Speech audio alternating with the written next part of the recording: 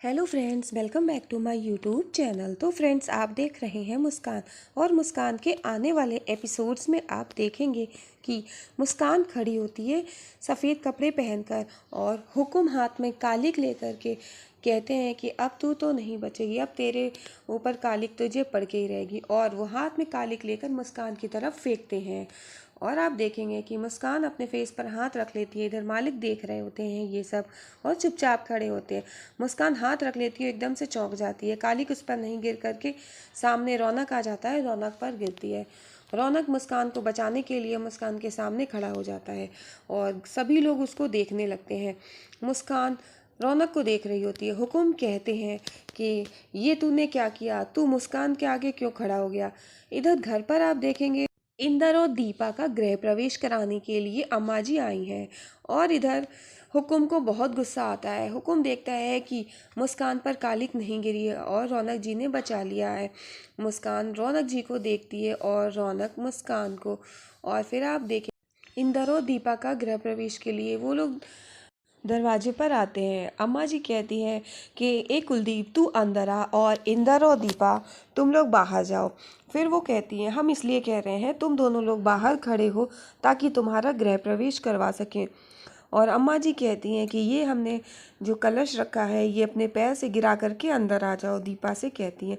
तो दीपा कहती है कि वो अंदर नहीं आएगी। तो अम्मा जी नाराज़ होती हैं। वो ये कहती है कि तू ये क्या कह रही है। दीपा वहीं बैठ जाती है पालती मार के। वो ये कहती है कि जब तक मुस्कान दीदी घर पर नहीं आ जाती तब तक वो अंदर नहीं आएगी, गृह प्रवेश नहीं करेगी।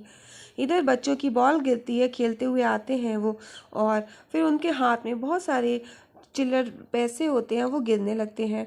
इधर आप देखेंगे कि हुकुम लाखन से कहते हैं कि ये क्या तरीका है, तुम सामने क्यों आ गए। तो वो हाथ जोड़ के खड़ा हो जाता है मालिक के सामने। मालिक से कहता है कि हमें माफ़ करिएगा और हमारी जिम्मेदारी है आपके परिवार की रक्षा करना और आपकी इज्जत की हिफाजत करना। और वो ये कहता है कि मुस्कान आपके घर की है, इसीलिए हम मुस्कान पर कोई आँच नहीं आने दे सकते और मुस्कान की रक्षा करना हमारा धर्म है। और आप देखेंगे कि सभी लोगों से लाखन कहता है कि आप लोगों ने जो मुस्कान को कालिक की सज़ा दी है, आप लोग उस पर कालिक फेंकिए, आप अपनी सज़ा पूरी करवाइए। और इधर पंचों से वो कहते हैं कि ये हमारा धर्म है और आप अपना धर्म निभाइए। तो पंचों का फैसला यही होता है कि वो सही कह रहा है और ये बात हुकुम को अच्छी नहीं लगती है। जब हुकुम दोबारा से फेंकते हैं कालिक तो फिर आप देखेंगे वहाँ पर मालिक आकर खड़े हो जाते हैं और रौनक देखने लगता है कि साथ में मालिक खड़े हैं। अब मुस्कान को बचाने के लिए रौनक और मालिक दोनों लोग मुस्कान की सेफ्टी के तौर पर खड़े हो जाते हैं। इधर इंदर और दीपा दोनों लोग गृह प्रवेश के लिए आए होते हैं। तो अम्मा जी दीपा को बहुत डांटती है। वो ये कहती हैं ये तेरा क्या तरीका है, तू गृह प्रवेश क्यों नहीं कर रही है, तू कर।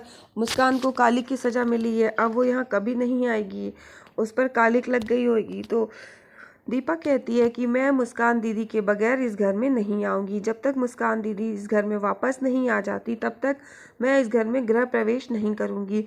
और अम्मा जी बहुत परेशान होती हैं। इंदर कहता है कि तू दीपा अंदर चल और अंदर चल के बात करना, लेकिन वो किसी की नहीं सुनती। वो ये कहती है कि वो नहीं जाएगी अंदर और अम्मा जी कहती हैं तो इसमें पैर मार दे। इधर इंदर के पैर के पास में मुस्कान और रौनक की फ़ोटो उड़ के आ जाती है। अम्मा जी की नज़र एक बार को पड़ती है, लेकिन इधर आप देखेंगे कि गांव की जो औरतें हैं वो बातें करने लगती हैं। इधर कुलदीप इंदर से समझाता है कि मुस्कान को तो कालिक की सज़ा मिली है, वो तो आपके हाथ से निकल गई है। इधर गांव में जो मुस्कान को सज़ा मिली है वहाँ पर पंचों का फैसला होता है कि लाखन और मालिक का फैसला सही है। वो लोग बचाना चाहते हैं तो वो बचा सकते हैं। आप लोगों ने जो मुस्कान को कालिक की सज़ा दी है वो आप लोग पूरी करिए और मुस्कान पर कोई तो चीटें आ ही जाएंगी।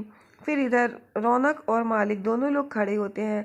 मालिक कालिक डालते हैं और फिर मालिक से कहा जाता है तुम डाल चुके, अब तुम हट जाओ, अब बाकी लोगों की बारी आएगी।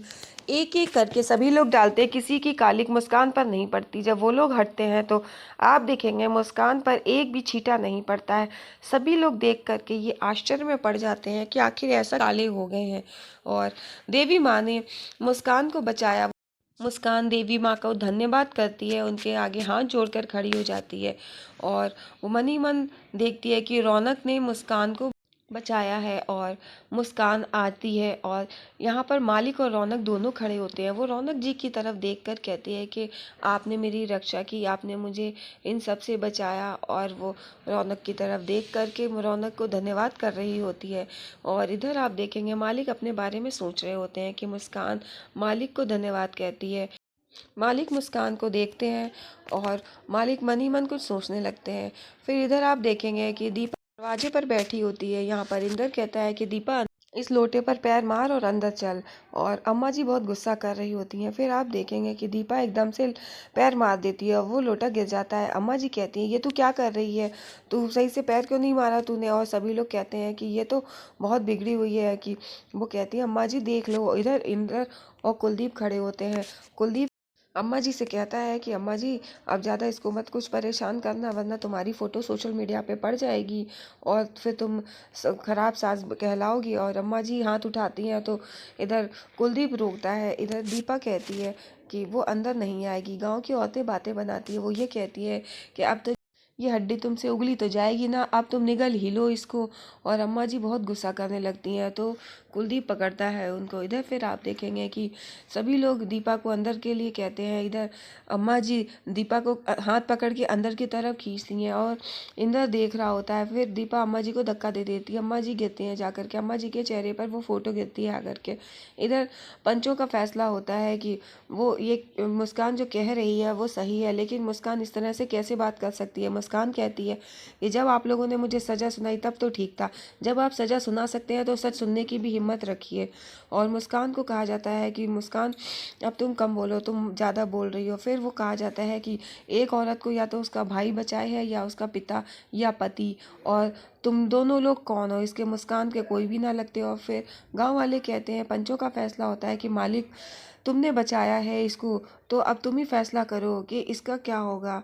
और मुस्कान वहीं पे खड़ी होती है। इधर मालिक और रौनक दोनों लोग वहाँ पर खड़े होते हैं तो दिल की बातें उनसे कही थी और उन्होंने कहा था कि मालिक आपने मुझे बचाया है।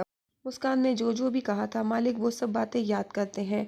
और फिर जो उनको एक छोटा सा चिट मिला था किचन में, वो भी उन्होंने जो पढ़ा था उस बारे में भी सोचते हैं मालिक।